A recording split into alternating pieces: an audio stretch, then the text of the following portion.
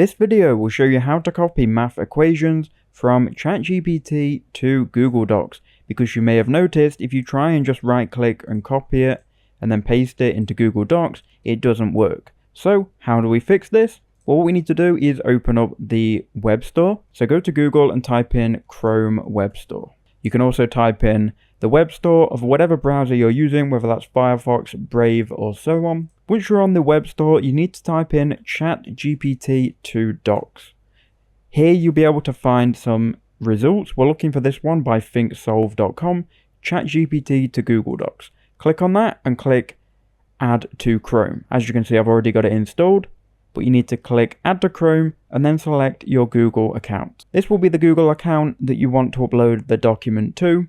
Once you've done that, you go back to ChatGPT and these icons will appear.